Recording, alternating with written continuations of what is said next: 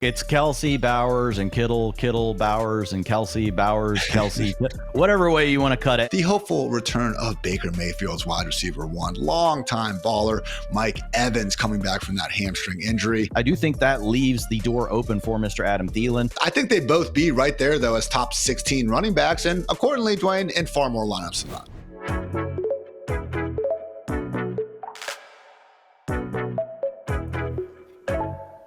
Hello and welcome to the Fantasy Life Show. I'm your host, Ian Hartitz. It is a great day to be great. Happy Friday, and go Browns. Took down the Steelers in a snowy, eventful Thursday night football action. So fun game for sure. We're going to break down some of that. We're also going to break down all of the fantasy relevant injuries ahead of week 12. And by we, I mean myself and the one, the only Fantasy Life Director of Analytics, all around baller, Dwain, the Rock McFarland. Dwain, snow football. Some might say it's the best football.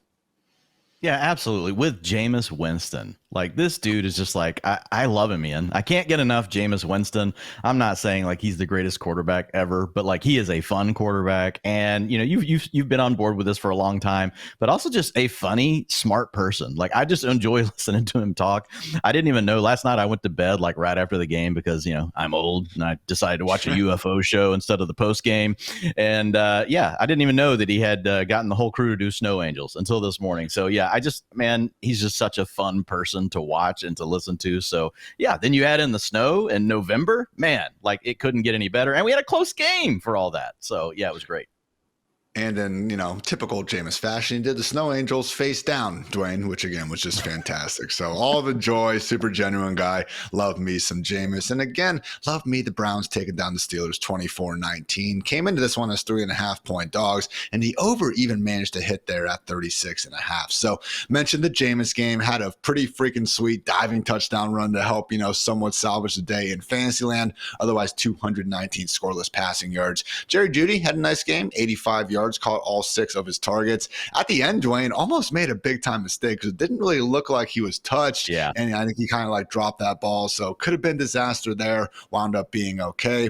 Otherwise, pretty quiet from all of the pass catchers. Elijah Moore, only 21 scoreless yards. Cedric Tillman, 28 scoreless yards and lost a fumble. David Njoku, just 9 yards and was pretty much the victim of the worst drop we saw again in this weather impacted game. Could have had a 1-yard touchdown before we ended up in that Jameis touchdown run. But Dwain, the real star of the show was Nick Chubb, coming out here picking up not one but 2 short goal line touchdowns, 59 yards on 20 carries otherwise. So no, it was not the most efficient performance and really hasn't been all that efficient all season long. But that said, Dwain, when you do look at Chubb now in an offense that can actually score some points, you know, he can fall into the end zone a few times, which sure helps in Fantasyland.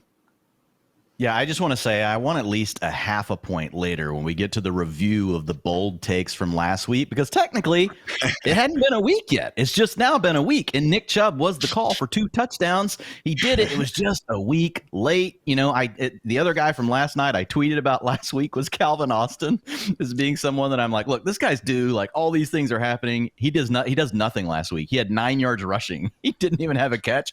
Last night, the dude goes off for 80 yards and a receiving touchdown. So, you know, this is the way it works with a lot of these underlying trends that we talk about. Knowing exactly which game those things are actually going to lead to the fantasy production can be tough, but typically the trends do eventually lead to the fantasy points that we're seeking. And that was the case here with Nick Chubb.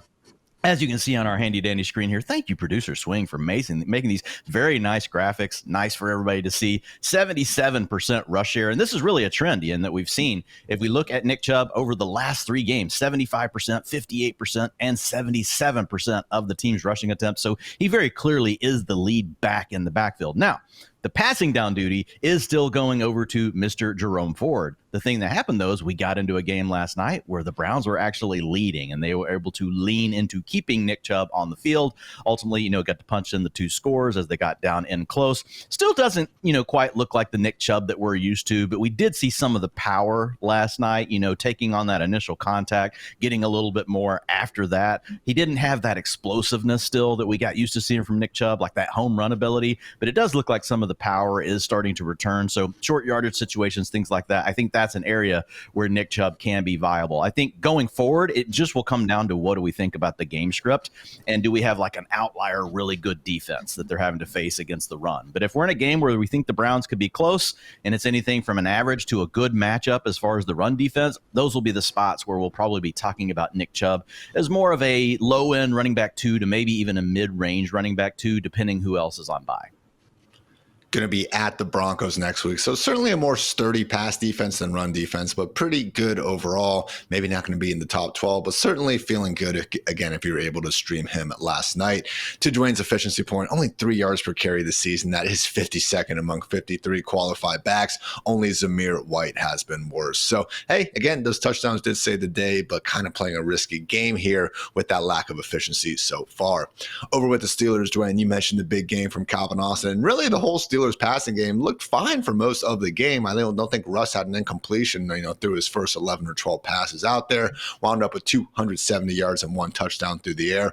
Did take 4 sacks, 3 of which were at the hands of the great Myles Garrett, and accordingly lost a fumble as well. But big game for Calvin Austin. Not a big game, though, for George Pickens. Caught just 4 of 7 targets for 48 yards. In typical George Pickens fashion, the big storyline after the game was the fact that he seemingly started to fight on the Hail Mary and was even getting into it with some fans after the game. So coulda, shoulda, woulda, had a 27-yard touchdown, was open enough for it. Depending on what announcer you listen to, you might say that Russ should have led him more, or if it's a quarterback announcer, they'll probably blame Pickens for not running the route exactly as he should have. Gotta love how that always breaks down. But so I think the more fancy, impactful kind of notion here was this run game, because don't look now, Jaylen Warren really starting to carve this and make it back into more of a 1A, 1B situation.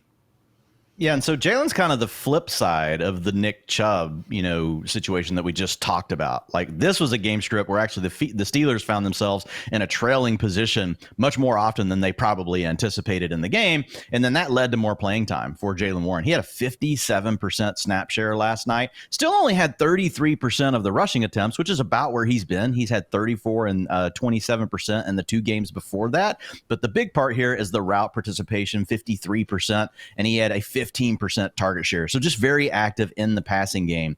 But I do think when we look at Jaylen Warren, Ian, now we're running back 20, running back 22, and running back 2. Now, obviously, running back 2, we only have 1 game in the book. But the better way to think about it, 15.4 fantasy points. So this is a guy that in these kind of scripts can give us the value. The question is, how often will the Steelers be in this kind of game? We know how they like to play. Games typically are close. They have a pretty good defense. They've got a good pass rush, but we've seen some teams kind of neutralize that over the last couple of weeks. If you take away TJ Watt, really, what does the Steelers defense have? I think it's more of an average defense, right? Once you take away TJ Watt. But Warren is a guy that if you're looking for someone that can be in that running back 3 conversation the rest of the way, I do think he's there, Ian. And obviously in game scripts like that, like this one that we just had, he can give you a running back 2 performance. Najee, nothing changes here. He's still really in the same role that he's been in. It's just tougher for him if they get behind because he's not getting that passing down work.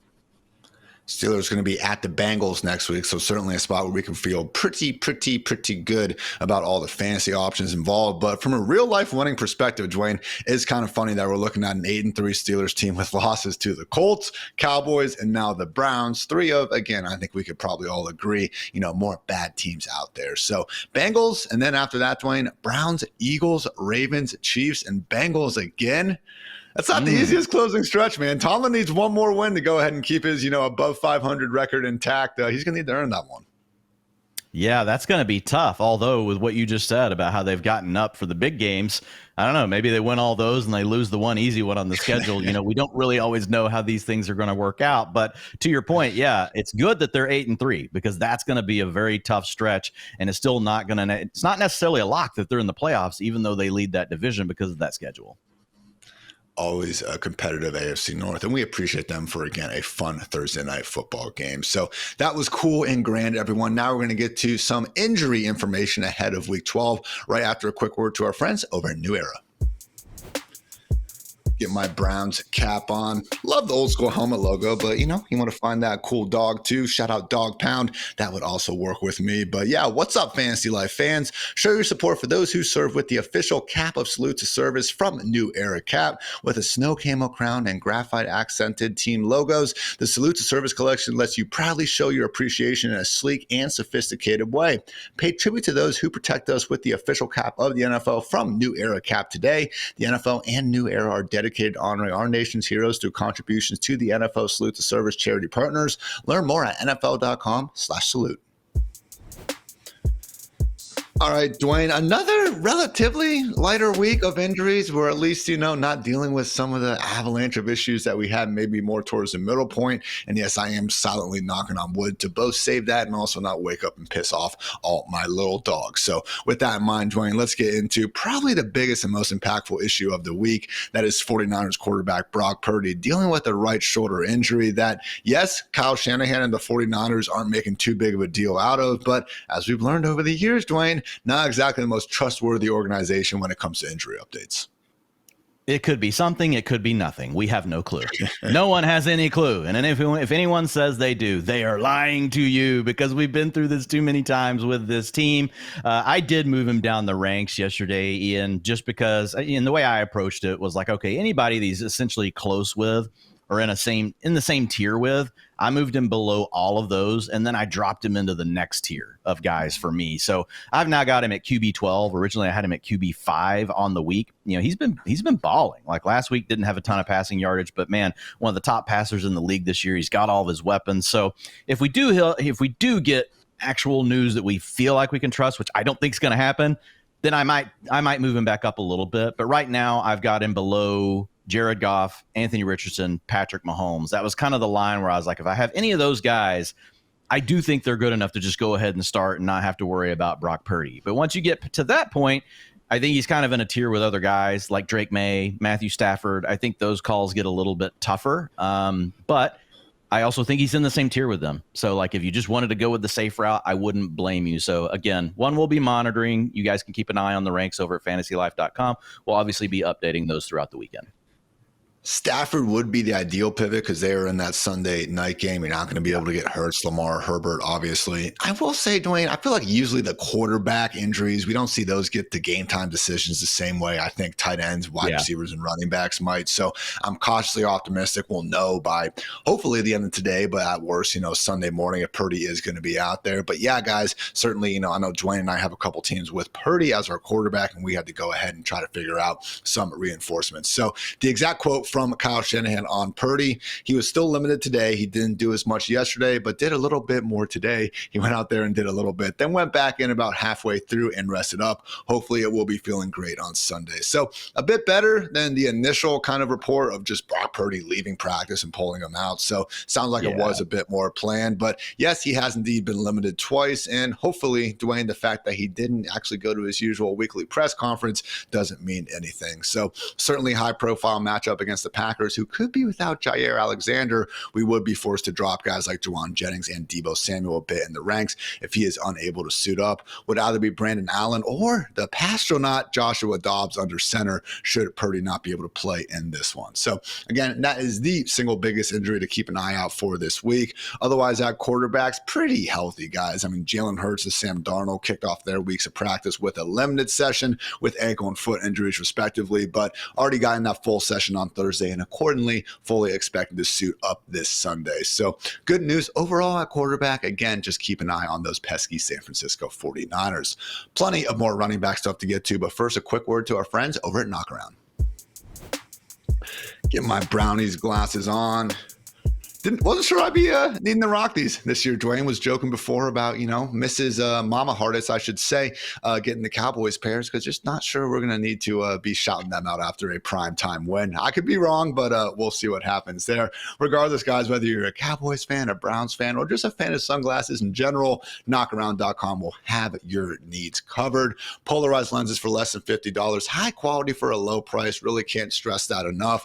I've gotten some, not even cheaper, but just, sunglasses in that $20 or $50 range and just really not been impressed at all at the frame style. Not the case here at all. These are truly high quality and also include that UV 400 protection for your eyes. So the officially licensed NFL collection is especially sweet. I've been rocking all sorts of different teams, and I do appreciate how they aren't totally overwhelming. I mean, you can see right now, YouTube fam, we do have the logos there, but it's not like I'm just, freaking screaming with my lenses that these are Browns glasses. So appreciate that. And again, appreciate all the different styles over at knockaround.com. Just make sure you use code LIFE for free shipping after you complete your order. Again, over at knockaround.com. Running back news, Dwain, quite a few situations that are outstanding and we will need to monitor throughout the weekend. Kicking things off with the Chiefs backfield getting healthier ahead of the smash spot of all smash spots against the Carolina Panthers. Isiah Pacheco seemingly on the verge of returning. That said, has been a limited participant in both practices this week with that ankle injury. So it seems like Dwain Pacheco is sidelined again. Kareem Hunt becomes an instant start. Rank him as the freaking RB5 overall if you want to in this spot. Gets a bit more complicated, though, if Pacheco does, in fact, manage to return. Yeah, I think you would actually be talking about, Kareem Hunt as probably running back on a week where we've got 6 teams on bye. I think probably right behind Derrick Henry, maybe Jahmyr Gibbs, right after those two. Like he would go in that range with like Josh Jacobs, Kyron Williams. Like that would be the range that I would put. Yeah, you're starting him no matter what. If we do have Pacheco playing, I do lean towards Kareem Hunt still being like a low-end running back too because of the matchup you talked about. It's the best matchup for fantasy as far as running backs are concerned.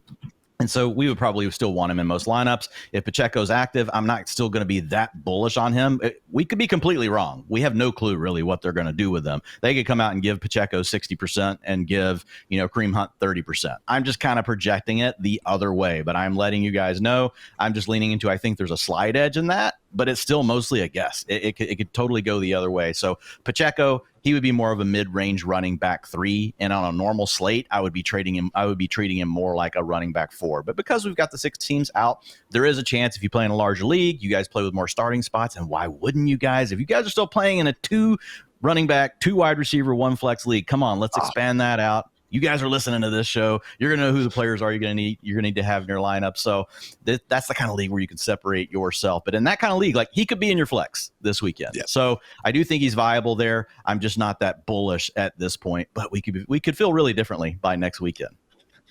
We've seen Andy Reid over the years, man, whether it was, earlier, Kareem Hunt, D'Angelo Williams for a little bit, even Clyde Edwards-Helaire, despite not being all that, effective with the football. He has usually leaned on one workhorse running back. So I'm kind of thinking once Pacheco is good to go, he'll get that full-time starting role back. Maybe Kareem Hunt more so the short yardage specialist. Mostly just, interested to see if Samaje Perine is going to make this an annoying 3-back committee or not, because he has been more involved with Hunt as the lead back as opposed to Pacheco. Because, man, if we do get Pacheco back in that full-time pass-catching role, really could be some fantasy fireworks here down the stretch. So right now with our rankings over at FantasyLife.com, we have it as, projecting Pacheco to make his return, and accordingly I have him ranked as my RB28. Dwain has him as RB26. Kareem Hunt comes in as my RB22. Dwain's RB24. So with guys like DeAndre Swift banged up ahead of him, maybe Tony Pollard, we'll see what happens with Tyjae Spears, could move him up or down a few spots. But yeah, difference between again Hunt being more so that flex play versus a smash RB1 depending on the ultimate status of Pacheco. Talk about another running back returning from injury. Dwain, 2nd round pick, Jonathon Brooks. Man, I activated him off some, injured reserves earlier this week and thought it was going to be a lot more exciting when I drafted him back in August. Let me just say that. But no Miles Sanders at a minimum. He is dealing with an ankle injury. And again, yes, we are expecting Brooks to be out there after practicing in full all week. So first, Dwain, do you trust Brooks at all in terms of what he could bring in standalone value? And second, what does his return mean for Chuba Hubbard?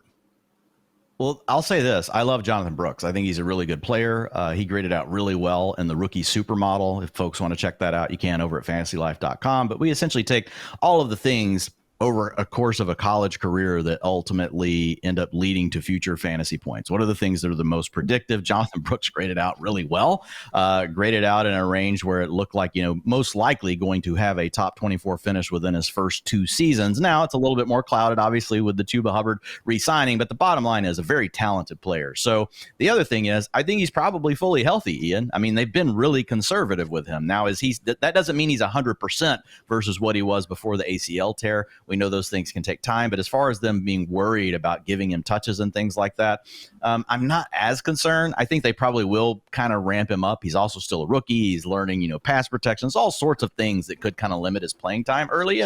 But I've got Jonathon Brooks right now as I've got him the highest of everyone here. And that's at running back 32, right?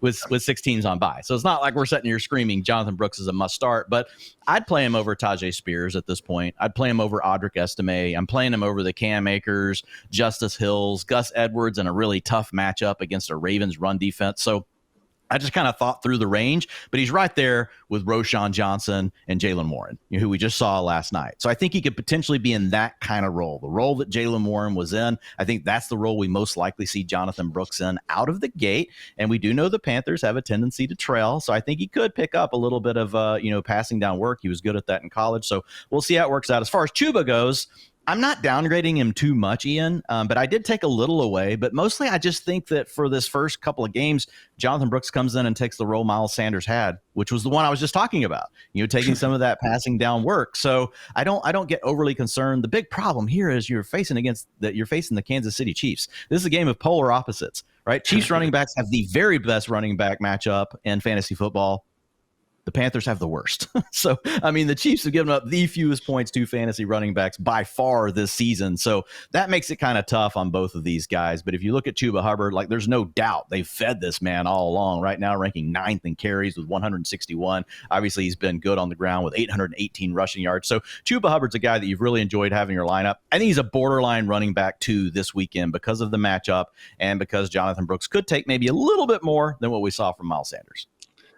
Enough of a concern that guys with similar roles and offenses that, let's face it, aren't exactly, that much better. Ramondre Stevenson, J.K. Dobbins, no disrespect to the Chargers, but just a tougher matchup against the Ravens. We would be starting them ahead of Chuba this week. So Dwain's RB18. I have him just a little bit higher at RB15. Again, maybe not jamming him in the starting lineups, but still expecting relatively good things the rest of the way. I mean, I'm looking at their end of season schedule right now. And yes, the Chiefs are a tough matchup, but after that, they get the Buccaneers, Eagles, that's tough. But then Cowboys, Cardinals, and another matchup against the Buccaneers down through week 17. So should still have some good games from Chuba. But yes, if you are in a pretty stacked league or, a stacked team, don't have to worry about as many buys, maybe not jamming them into the starting lineup with as much confidence as you might in another week. Let's talk about Bears running back DeAndre Swift. Dwain managed to get a limited practice in on Thursday after kicking off the week with a DMP, currently dealing with, I'll cover it for you, a groin injury out here. So Roschon Johnson, already saw him get a nice bump up in utilization last week. Eberflus said earlier that they're hopeful that Swift will be able to go out there and play. But man, Dwain, don't exactly love, the spot that Swift's going to. Even before we got to consider that, yes, he now could be operating at less than 100%. Yeah, I mean, we saw the largest, workload for Roschon Johnson of the season, and that's with Thomas Brown taking over as the offensive coordinator. So anytime we get those two things coinciding, we really have to take note. Sometimes we might just be like, okay, this is a blip on the radar. DeAndre Swift has really had, all the workload. But what we like to look at, any team coming out of a bye, any team that's made a coaching change, those sort of things, and you suddenly see a new data point that looks different, we typically want to be a little more conservative with a guy like DeAndre Swift, at least moving to that next game. We may decide after that next game, okay, fine, it was a blip. But I do think there's a chance here that Roschon Johnson is taking over some critical work, mainly the 2-minute offense, which is a very high leverage situation for running backs in fantasy football. And then the most high leverage spot for running backs, which are those carries inside the 5-yard line. We saw Roschon Johnson get those. And let's be honest, Roschon's just been more effective on those plays. I'm not saying it's easy to say how effective a running back will be inside the 5. The sample's so small, it could just be complete noise. But the bottom line is the coaches are looking at the same thing, Ian. And if it matters to them, and if they think that small sample means that Roschon is better as their ball carrier inside the 5, then guess what they're going to do? They're going to give him those. And so I think this is a potential major downgrade for DeAndre Swift moving forward. I've got him at running back 20 this week. I think you're running back 21. I want to say Friedman is even a little bit below both of us, but it's hard to find a big reason other than the bye weeks to know that you're going to have DeAndre Swift in there. I mean, because we don't like the matchup either against the Vikings. They're one of the toughest run defenses in the league. So then you also have the groin injury. It's like a triple whammy this week for Swift that's really hurting him.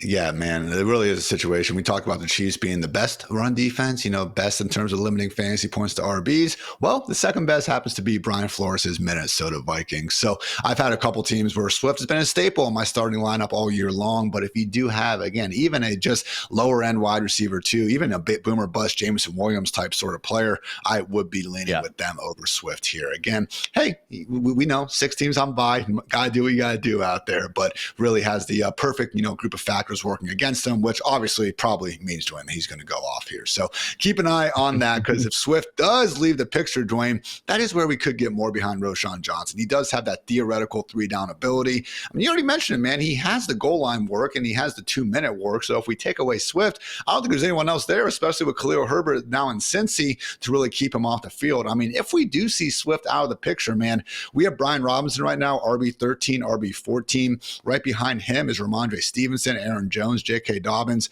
I think I'd probably slot Roschon right there behind Brian Robinson.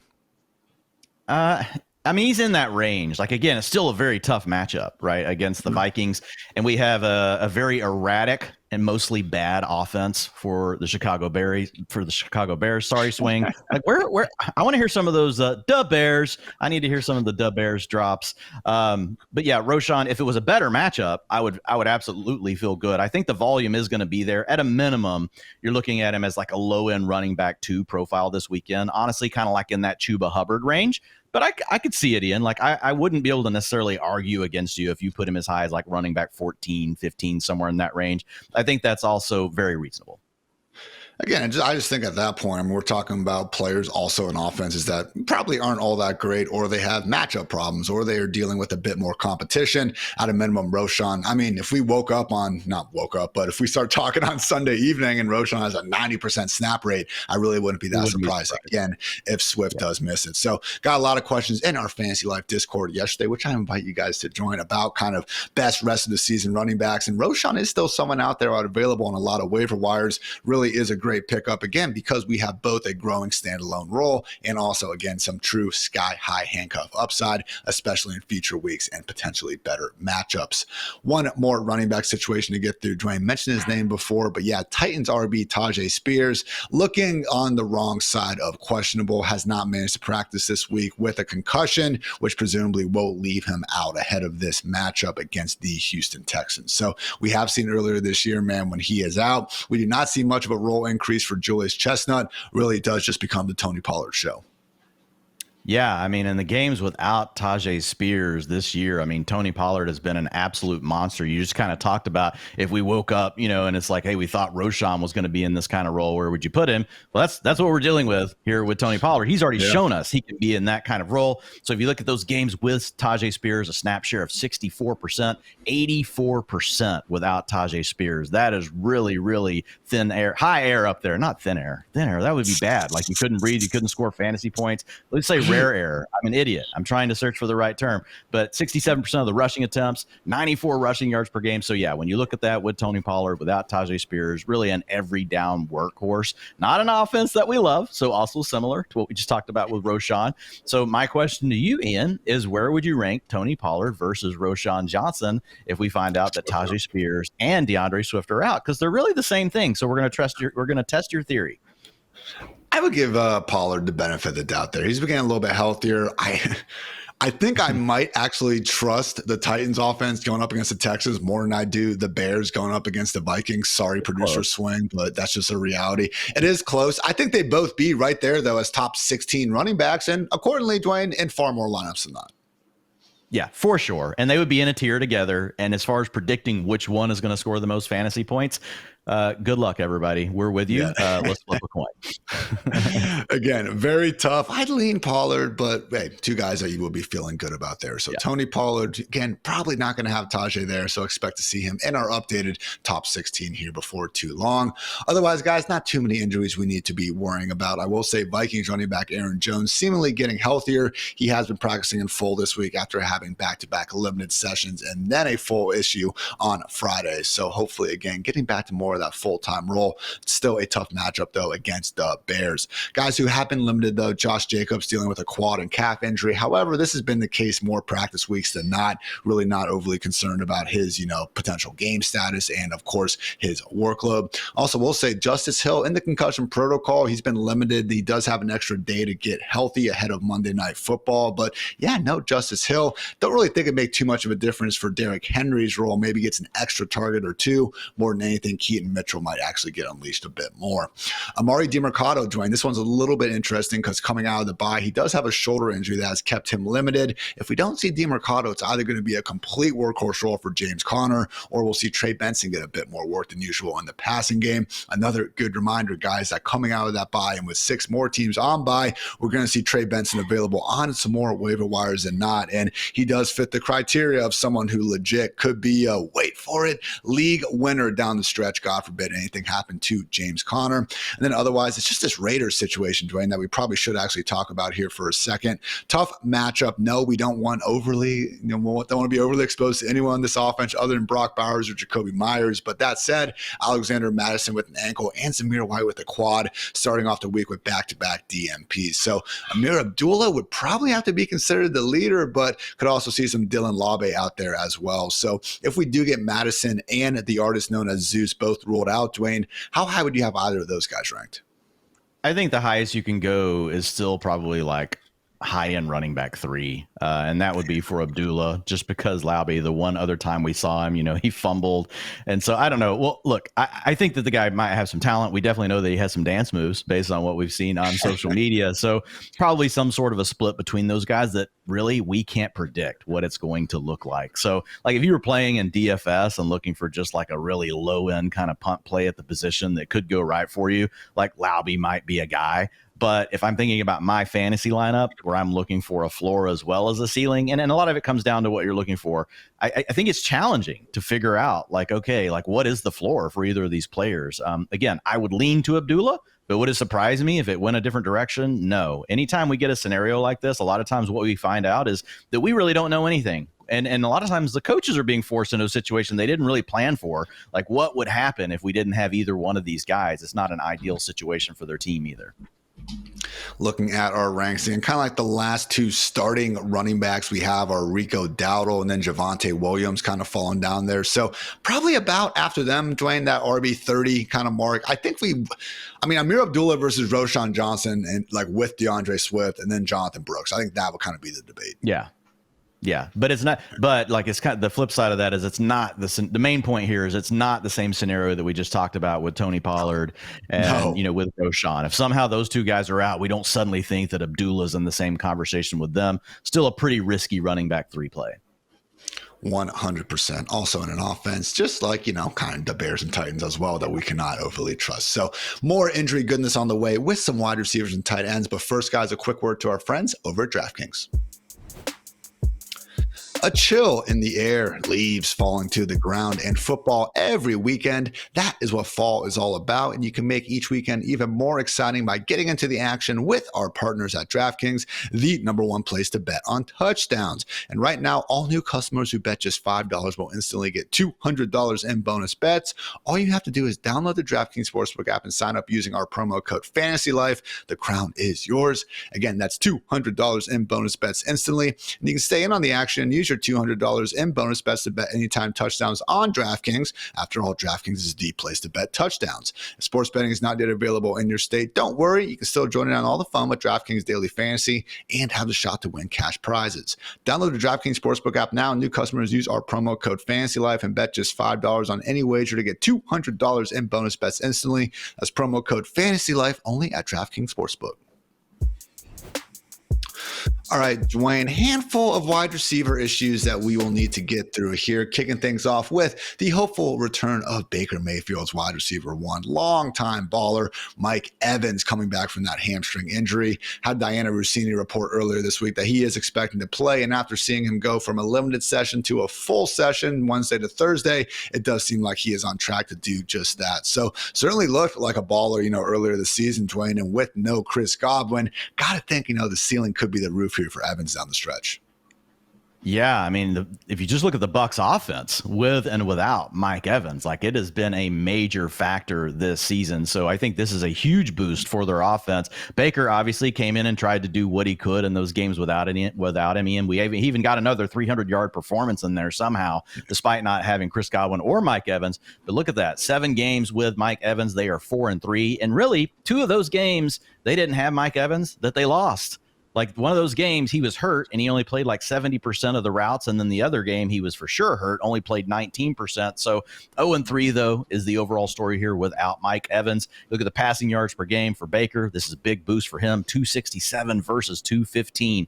I think the real question here, well, number one, I agree with you. Mike Evans, borderline wide receiver one conversation right away. Now, you got to realize it could be like the Nico Collins situation. You don't get the full, you don't get the full route participation, all those things in the first game back. They could just have more of a, I don't want to call it package plays, but he could be more like at a 70% route participation instead of 90. But for the rest of the season, you should feel really good about Mike Evans, right? He's going to be a guy that's going to be right in there in that wide receiver one conversation without Chris Godwin. The question is, what about Cade Otton? And I think Cade Otton's going to be fine, Ian. I think he has actually taken over the role as the inside wide receiver for Chris Godwin. I know it's a different position, but they're letting him do a lot of the same things, a lot of the same concepts, and the guys perform really well. So I think this offense will consolidate around Mike Evans, around Cade Otton. I think to your point, we see a little bit even more for Mike Evans because Chris Godwin is gone. And then I really think it's probably the running backs, like what we've seen, being kind of the third option, if you will, whether that's Bucky Irving or mostly Rashad White on passing downs. I think those are still the main guys until someone else proves anything, right? Jalen McMillan was about to get his opportunity, injured his hamstring, so we can't say for sure that he won't be something. Sterling Shepard's kind of been in the mix. But if I had to say right now, I think it's Evans, Otton, and then the things that don't go to them are probably the check downs to the backs. Evans, top 13 wide receiver for both Dwayne and I. So, yes, you are getting him in lineups of all shapes and sizes. Otton, though, Dwayne, you're tight end 4, my tight end 6. So, yeah, we are not expecting him to really fall off in the slightest here. So, let's see. Only guys we would really be starting ahead of him, Travis Kelce, Brock Bowers, George Kittle. Trey McBride is close. David Njoku, I think, in a normal game. Obviously, he already played, so we don't have to worry about it this week. But that's really it, man. I don't think it's really close with anyone else. Yeah, I think that's right. Yeah, I love Cade Otton still. I think, again, like he's just played great, man. He's played great, and without Chris Godwin, I'm just not worried about too big of a downfall here. And any Buccaneers DST, as I should say, any Buccaneers DST aficionados will know, this is a smashable schedule to end the year. Giants, Panthers, Raiders, Chargers, Cowboys, and Panthers to close out the fantasy season. Get your popcorn ready for that. Mike Evans could be the wide receiver one the rest of the way with that schedule. And Baker, we've already seen Baker be a top 3 quarterback, so I'm not really breaking any news there. Baker could be a top 3 quarterback with Evans there. And obviously Otton's smashing in that scenario too. And it's also a situation where, look, the Buccaneers are 4-6. I get it. Like, they're not dabbing this juggernaut this year, but they're going to win a lot of these games and accordingly still be in contention, Dwayne. We're not getting this team falling off. So that is the thing with, looking at some DSTs. I understand they haven't been a good defense this year, but at least we're getting a group that is going to be competitive and fighting for a playoff spot down the stretch. Yeah, exactly. So similar sentiment to the Arizona Cardinals, honestly. If you did miss out on the Buccaneers, I would look at the Cardinals. They get the Seahawks, Vikings, Seahawks, Patriots, Panthers, and the Rams. So not quite as good of a stretch, defensively, but they are in a similar position, I think you could say. And also Marvin Harrison Jr., maybe he does help rectify that early ADP in a major way here down the stretch. But yes, let's move on to another returning elderly, if you will, wide receiver, Dwayne. Adam Thielen, still practicing in a limited fashion, but tentatively expecting to return from that hamstring injury. So last time we saw him, there was Deontay Johnson out there to compete with for targets. Now just Jalen Coker as well as Xavier Legette. So Bryce Young playing a bit better before the bye. Do you think Adam Thielen can get back to partying like his 2023 down the stretch, Dwayne? I mean, it's hard to say if he can get fully back to that, but I think the main takeaway here is, look, he did it last year in an offense without Deontay Johnson, with an underperforming Bryce Young, who didn't do what we had hoped he would do. So I think it's basically we're in the same situation. And we don't have a ton of target competition. We have some solid players with Jalen Coker and Xavier Legette, but none of them are target hogs. So I do think that leaves the door open for Mr. Adam Thielen. Last year, 93% route participation, had a 26% target share, and averaged 13.6 fantasy points per game. So he gave you wide receiver 3 production.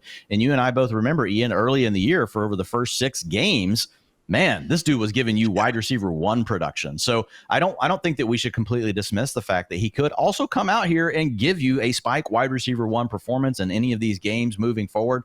It will be really interesting to see how they use him, because Jalen Coker has played pretty well, and he's been playing Adam Thielen's role.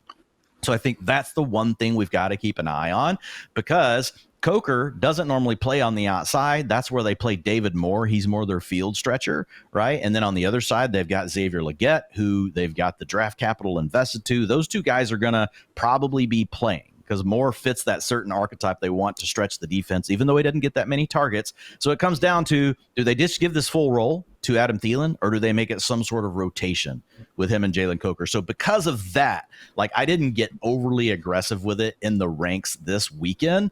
I just couldn't get behind Adam Thielen, as a guy that I could just lock into, a wide receiver 2 conversation or anything like that. I think more of a borderline wide receiver 3 is where I would look at with Thielen, with the 6 teams on bye. You just have to know you could get a dud. There's a chance if they split that slot role between those 2 guys on a team where we don't love it, that's not going to be ideal. I think with Brooks and Thielen, just give it a week if at all possible, because again, it's still a tough matchup against the Kansas City Chiefs. Next week against the Buccaneers, if we get evidence of the role, I'm feeling better. But this is another situation, Dwayne, where it could be more of a limited easing them back into action situation, particularly if we do see Thielen entering the weekend with that questionable tag and not getting in a full session before everything is said and done. So that game is going to be in the 1 o'clock slate, luckily. So hopefully we know more then. But yeah, not someone who needs to be jammed into lineup. However, Dwayne, maybe the biggest wide receiver injury question mark we have, Eagles, overqualified wide receiver 2, DeVonta Smith, dealing with a hamstring injury, has not practiced yet this week. I will say last week he also had the hamstring injury out there, didn't practice on Monday and was limited on Tuesday and Wednesday ahead of Thursday night, and then wound up playing, just fine, presumably. So certainly dealing with something, Dwayne, albeit not exactly sure he's going to be missing this one. Yeah, and it's a decent matchup here against the Rams. The challenge is that really DeVonta Smith has not been very consistent or good in games with A.J. Brown this year. Now, he's still giving you some spike production. He's still a really good player, so don't get us wrong, guys. It could come through in any given game just because the Eagles are running the ball so much. They are one of the most run-heavy teams in the league. It's them and the Pittsburgh Steelers right there, typically battling each week to see who's going to get the title of being the most run-heavy team. But the other part of this is, a lot of those dropbacks actually turn into scrambles, right, with Mr. Jalen Hurts. So 11% of the time he's scrambling. And it's just a situation where, honestly, teams haven't been able to push the Eagles too much off of their game plan of just running the ball with Saquon Barkley. They've got a good offensive line. Their defense is playing so much better with the upgraded secondary. So it's just the paths now for DeVonta Smith as clearly the number 2 option in the offense when A.J. Brown is around, Ian. It just makes it a very boom-bust kind of scenario. Now you put the injury on top of that, a potential re-aggravation in the game, or maybe he's just limited. He doesn't have that normal explosive ability. Those are all challenges. So for me with DeVonta Smith, even though we've got so many teams on bye, if I have another option that's close, I am leaning the other way. And man, it's just a matter of the passing game volume in Philly. Nothing against DeVonta, the Slim Reaper. When he is right, man, he is right. But only, one football to go around, especially with Dallas Goedert healthy as well, man, has made things that much tougher. So with Smith, let's see where we do have him ranked. You have him as your wide receiver 31. I'm a little bit higher at wide receiver 23, but I'll say with all this going on, man, probably will be dropping him down the ranks just a bit. So you have DeAndre Hopkins, Jacoby Myers, Quentin Johnson, Johnston, Jameson Williams, amongst other guys ranked ahead of him, I do think that you probably win this round, Dwain McFarland. So it's going to be a winnable matchup there against the Rams, which we like to see. But yeah, probably more of an AJB game than anything. Otherwise, guys, do have a few more injuries we want to be monitoring. Tyreek Hill should be good to go with that wrist injury. Got in a full session on Thursday, but always make sure that we know what's going down there. Also, Calvin Ridley had that DNP due to an illness to kick off the week, but practiced in full on Thursday, so should be good. Also getting a returning Darius Slayton coming out of bye, practice in full and back-to-back sessions dealing with that concussion. I guess the one we would have to worry about, Dwain, is CeeDee Lamb. Had the back injury pop up last week, which is still listed on the injury report. However, also dealing with a foot issue, was limited on Wednesday and then didn't practice on Thursday. So it's not ideal, but Dwain, you hear about the Cowboys and read about them more than anyone, being a Dallas, Texan yourself. So with CeeDee, he has been someone over the years where he's had some wonky, kind of practice participation, usually ends up playing though when it's time to go. Yeah, I'm not counting on CeeDee being out. I think we're good. We'll obviously monitor it. We'll see what they say today. We'll see what they say tomorrow. We could get a surprise, so you guys will just have to make sure you're monitoring that. And, of course, we'll be updating the ranks. But for me, with Lamb, we're kind of where we've been. We've got an offense that we don't really love, but he's still a really good player. And so that puts him in that borderline wide receiver 1 area. We got 6 teams on bye. So you're starting CeeDee Lamb. If you've got him, you're going to start him. Look, we didn't love Cooper Rush last week. We talked about it on the show, Ian. How many actual NFL QB throws did he make in that game? I think I counted 3. I think you said there might have been 2 or 1. I can't remember what you said. But it was mostly just, a slant play to Kevontae Turpin, who just took off with 22 miles per hour. Nobody could catch him. So it's going to be a little bit of a challenge. But again, you're starting Lamb if you've got him. He just doesn't carry that rest of the season wide receiver 1 overall upside that he once had with Dak.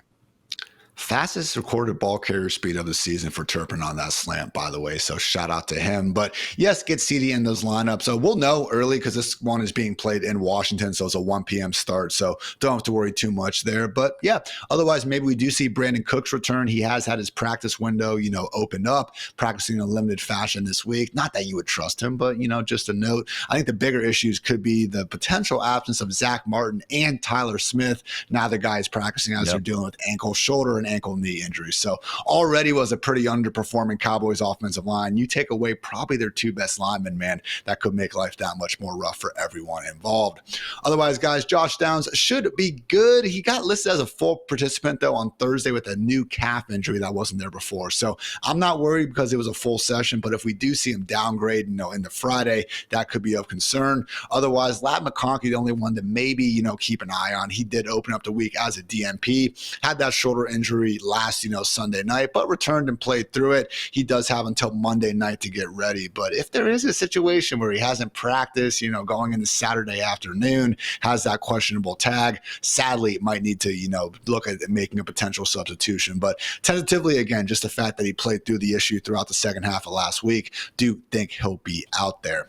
Time for some tight end talk, Dwain. We do have a returning George Kittle. Missed last week with that hamstring injury, but he said we're playing the Packers, which means I am playing out there. So has been limited in practice this week. But again, when you hear George Kittle say he's playing, I think we can be pretty confident that he is playing. And accordingly, right back in the top 3 in our ranks. Yeah, he's a top 3. Look, it's Kelsey, Bowers, and Kittle, Bowers, and Kelsey, Bowers, Kelsey, whatever way you want to cut it. And honestly, K. Dotton right on the borderline. Yep. We would include him there if we had already seen another game with Mike Evans back, but we need to see that piece of data. But that's really the guys. So whatever order you want to put them with, I'm not going to argue with you. Those 3 guys are who you want. And honestly, and this is where you guys can go check out the flex rankings over at FantasyLife.com. I've got Kelsey, Bowers, and Kittle ahead of a lot of wide receivers this week, right? We've got some tough matchups for some of these passing games that we actually like. We're keeping our top guys up there because there's so many guys on bye, but Nico doesn't have a great matchup. There's a lot of guys that don't. Well, that makes those secondary receivers like Tank Dell, et cetera, it pushes them further down. And these tight ends who are sometimes behind wide receiver 2s, I've got them ahead of all those types of guys. So the tight ends overall, these 3 guys are really high in the flex ranks this week. Even if Purdy happens to not play, Dwain, I struggle to think we're going to have Kittle lower than tight end 6? I could see moving Otten and McBride ahead of him at that point, but I'm not starting Jonnu Smith over George Kittle.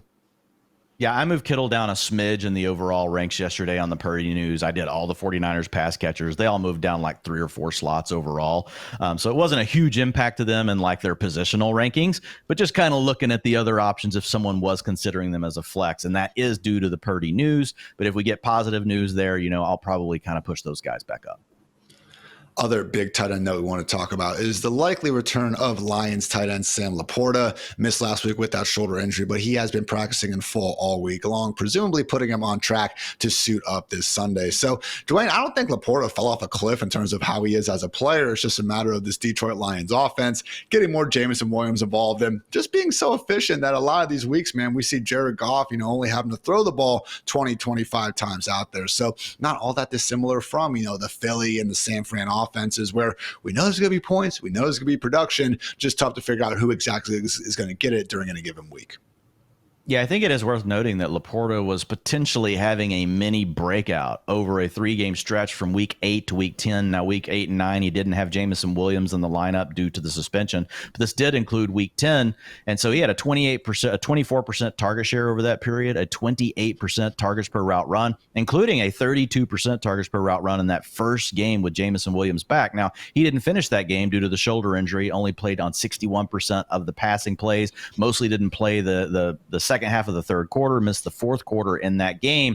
He was on pace to have a monster game that week, Ian. You had a 15.6 fantasy points. He probably, is coming through with more. Like he had a big down the field shot in that game on a deep crosser from Goff. So just kind of letting him do some things different than what he had been doing earlier in the season. So we'll see if that can continue. I think we can't throw out, the sample that we've already got this year, which is he can get forgotten in games, but it is one that I'm interested in. Let's see what this looks like with him coming back. Maybe he was dealing with some sort of injury or something we didn't know about. These things do happen. We'll hear you and I talk about it every offseason. We'll hear about it in the offseason. Now, sometimes you don't know as the player trying to talk, like give an excuse in a way for their performance. But we do get these notes where they're like, yeah, I was playing injured the whole season, or I had this injury, and we never heard about it. We never even heard about it. Like these players weren't listed with the injury. So it's one of those situations where maybe that's something that's happening here with Sam LaPorta. So we'll keep an eye on it. But for this week, Ian, I just found it hard, to really push him too high in the ranks. I think he's definitely usable.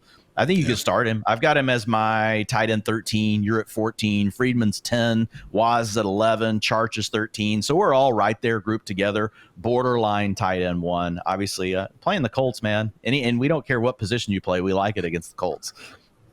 6th in terms of allowing fantasy points at tight end, and I'm sure not too much better against the other positions, to your point. So LaPorta did have the hamstring issue in August. Again, didn't even have him on the injury report in week 1. Also had an ankle issue, going on around week 4 and stuff. So certainly could be at less than 100%, but at least it does look like he'll be back out there this week. And Dwayne, I think even in one of our skank leagues, man, I actually saw LaPorta on the waiver wire. I think we were actually able to snag him. So again, it's one of these situations where probably not out there, but guys, it is the Lions, and to Dwayne's point, maybe we were seeing a mini breakout of sorts. So really, we could go through the matchups if we want, but at the end of the day, it's the Lions. So if we do have anyone that is going to be a full-time participant, can't be too far down on them in Fantasyland. Otherwise, guys, Theo Johnson for the Giants should be good to go. Got in a full session on Thursday. Might see a returning Noah Fant managed to get into limited practice on Thursday as he continues to deal with that groin injury, but it does not look like we're going to be seeing Jake Ferguson in concussion protocol and has not practiced this week. So would be a mix of Luke Schoonmaker, and who is this other guy with the hyphen going off last week, Dwayne? He was making some plays. Brevin Spanford. What a just baller. Brevin Spanford. Look, it's the drag route checkdowns from Cooper Rush. So it's kind of tough to get excited about either one of those guys unless one of them is missing, just because they really are sharing the workload between the two of them. It is Brevin Spanford's world, and we're all just living in it. But guys, that is going to wrap up our main injury breakdowns. But before we get out of here, we would be remiss if we don't leave you with some bold predictions that are hopefully a bit better than last week. I think we're still in the green on the season, Dwayne, but week 11, not quite our week. You had Devontae Adams, going for a lot more yards than the 72 he got. Didn't kill you exactly, but, not exactly a blow up. And then Nick Chubb, we do need to give you some credit. You did, say this week, and it was in in the week, entire frame. So despite having 50 scoreless yards in week 11, certainly came through here in week 12. Meanwhile, I had Jonathan Taylor get 25 touches. Don't ask me how many yards he got. It was not very many. And then Jameson Williams, though, we did get the one boom there, 124 yards and a touchdown. I have now managed to call both Jameson Williams breakouts. So again, please ignore the times I was wrong and just focus on the occasional right hit there. But new week, new us, Dwain, and let's talk about your bold prediction number 1, Mr. Brian Robinson. Yeah, look, Brian Robinson, you get the matchup against the Cowboys, you're 11-point favorites. That line could even move a little bit more if we see the Cowboys offensive lineman, is doubtful or unlikely to play. Look, the Cowboys, they give up a ton of yardage to the running backs. If you look at if you look at the team total for this game, Washington's got one of the best on the week. So I think when you look at Robinson in this matchup, Ian, he's going to get 65 to 70% of the rushing attempts for the team, and that's all I need to know. That is really all I need to know against the Cowboys. I think he's good for 2 touchdowns this weekend. And I'm going to go with 107 yards. I got different. I'm always like 105, 115, 120. I went with the 107. Probably thinking of Fab. I think that's what that was. I always go with a 7, an 8, a 2, or 3, and a Fab. I have to come in behind Hartitz. He leaves them at a 0. I'm not going to let you guys tie Ian Hartitz for one of these bids. I'm going to bump it up a little bit just to make sure that we got a better chance at getting the player. A lot of words, Dwayne, when he could have just said Widowmaker. That's all we needed. Widowmaker, yes. Well, how did I not say Widowmaker? I'm an idiot. Shout out Freeman. That was a fun Thursday episode. My first bull call, though, is going right back to the well with Jameson Williams. Once again, give me another 115 yards and, yes, another touchdown. Colts defense, again, been a group we wanted to target all season long. But with Anthony Richardson under center now, maybe, just maybe, we get more of a back-and-forth shootout vibe. But at a minimum, even last week with the Lions just absolutely dominating, did see them willing to throw the football around the yard. So, again, only takes 6 or 7 targets for JMO. Looking healthy, getting the full-time role post-suspension. I want to keep leaning into this talent. So loving me some JMO this week. Dwayne, you are going to another wide receiver who has been making good things happen. As long as that shoulder issue is fine ahead of Monday night, you're expecting big things from Ladd McConkey. Yeah, I'm going to go Ladd McConkey for 113 yards, Ian, and 1 receiving touchdown. If he does not play, I will pivot this to Quentin Johnston, who we already called out yesterday as the sicko start of the week, still available in almost half of Yahoo leagues. So if you guys are listening to this and Quentin Johnston is available on your waiver wire and you're kind of hurting at wide receiver, you should be picking him up anyway. But if Ladd McConkey doesn't play, that's going to move him even further up our ranks. But looking at Mr. McConkey, Ian's averaging 16.5 fantasy points per game over the last 4 weeks, got a 7.2 utilization score. So the Chargers wanting to throw the ball more, healthy Justin Herbert, it's just working out really well, and we've got the nice matchup here against the Baltimore Ravens, who give up the largest fantasy boost to the wide receiver position at 8.9 additional points per game to opposing wide receiver rooms. So that's quite a few fantasy points in a PPR. So, yeah, I will go with Ladd McConkey. He's so good, man. I had spent a little time putting together a mini highlight clip for him yesterday. Watched all the catches, man. Sometimes with those, I come away, I'm like, maybe he's benefited from some blown coverages a bit more than I expected. McConkey's one of those guys, Terry McLaurin's another one over the years where I watch it, like trying to maybe caution myself from being too excited, and I just move them up the ranks after because I realize they're even better than I thought before. So loving that call. I'm going to close things out, though, with James Conner, Dwayne, absolutely blowing up with 120-plus total yards and not 1 but 2 trips to the end zone against the Seahawks. So this is a game where we could see the weather get a little bit in the way. I don't think it's going to be nearly as bad as what we saw last night or anything, but it does have a yellow rating from Kevin Roth over at Roto Grinders. Scattered showers looking likely. Not a full-on downpour, but should be wet enough for a Cardinals run game that's been awesome all season to keep on keeping on there. So went for over 200 yards against the Seahawks earlier this year back in the 2023 season. Again, you cannot find an advanced stat that paints James Conner as anything other than a great running back, and potentially with Amari Dimercado out coming off a bye could be even more usage than normal. So James Conner, Ladd McConkey, Jameson Williams, Brian Robinson, take them to the bank. We are feeling great there, and hopefully you're feeling great too again ahead of week 12. So best of luck to everyone. Dwayne and myself will be right back in the saddle Sunday night breaking down everything that happened. But until then, have a fun weekend. Go Buckeyes and get those fantasy lineups right. So for Dwayne, for producer Kelsey, for producer Matt, I'm Ian. Thanks again for tuning into the Fantasy Life Show, and until Until next time, take care, everybody.